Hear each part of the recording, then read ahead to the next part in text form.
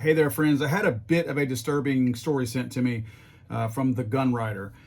It involves a gentleman in Delaware who ATF agents and a Delaware state trooper visited for potential straw purchases. Now, I'm going to show you the video here in a second, but I'm going to set it up for you first so you kind of understand it. It's basically two ATF, what appears to be ATF agents. They're in t-shirts and jeans with some sort of tactical vest. And then you essentially have a Delaware state trooper with a tactical vest as well, of course, all wearing sidearms. They come to this man's house with a list of guns, and they say that he had purchased 7 guns between January and now. And they were just checking to see if he would volunteer the information to them that he still did or did not still have the guns. Now, if you'll notice in the video, this is not the hood. This doesn't appear to be in a bad neighborhood. Seems like the low-hanging fruit for these guys. In other words, they are truly looking for straw purchases. I mean, if they have any real experience in their job, this is probably more than likely not the type of area that you're going to find that type of illegal activity. But you be the judge. Yeah. Okay, that's all I'm doing is verifying that, verifying that you have it. You got 2 different purchases. Okay. If you have them, I'm out of here. That's how quick it is. Yeah. You have them with you by any chance? Are they? If you can unload them and bring them out, or you can go out to your foyer here, check them out, by serial number, and we're out of here. That's it? Yep. That's it. It'll take 5 seconds. The reason we're out here is we're obviously gun violence has been an uptick, so we want to make sure we've been having a lot of issues with straw purchases. So one of the things indicators that we get is somebody makes like a large gun purchase, and then a lot of times we've been there like, oh, those guns got taken. We're like. So the idea is when you purchase more than 2 guns at a time, it generates a multiple sale report. And it comes to us and we have to check them out. Okay. That's all that is. He did nothing wrong. Did absolutely zero. I noticed that you were stopped in Philly though, right, with one of your guns? Now you'll notice in the video that the ATF agent even acknowledges that the guy had done nothing wrong. There was no probable cause. If there were probable cause, they would have arrived with a warrant, right?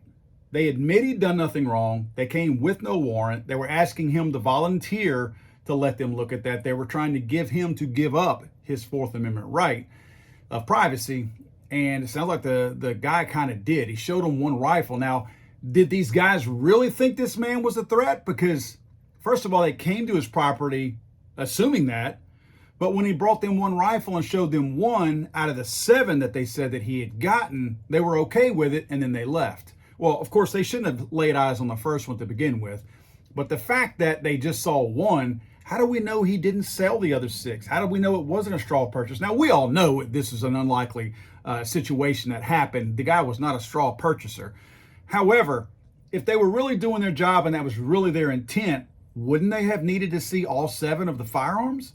The trooper mentions that the reason we're out here is obviously gun violence is at an uptick. Well, obviously, right? And obviously, if you ran the statistics, probably in that surrounding area, that's not where you should have been. Notice how these guys aren't in the hood. I'm curious if we can do a FOIA request on this and find out how many times these same 3 guys go into the projects down the road or go into some real dark, dirty trailer park down the road. I wonder how many of those little casual visits that they're making in those areas, and I wonder how eager they are and how friendly they are when they show up in those, if they've ever even had any of those types of visits that they performed. Now, the ATF agent says the idea that when you purchase more than 2 guns at a time, it generates a multiple sales report. And you'll notice he's flipping through the pages and he has this guy's 7 guns that he purchased. There's your gun registry. No gun registry? No record of who owns what guns? There's your gun registry. How did they know what guns he had, what address to go to, and who the homeowner was, who the gun owner was? They had no right to be there, and they had no right to search anything. Again, if they did, and they had true, actual probable cause to think this guy was guilty of this, they would have shown up with a warrant, and they wouldn't have asked. I'm not a fan of this, guys. I'm just not a fan of this. I feel like this is a huge invasion of privacy. Again, it is a full-blown gun registration. You cannot convince me otherwise. Why these guys have this? Let me guess. When this ATF agent decided that this guy was not a straw purchaser, did he destroy all the paperwork and permanently delete all information off of the database that printed all that out? Do you really think that's what he did? Come on, guys. This is why no one has any love for the ATF.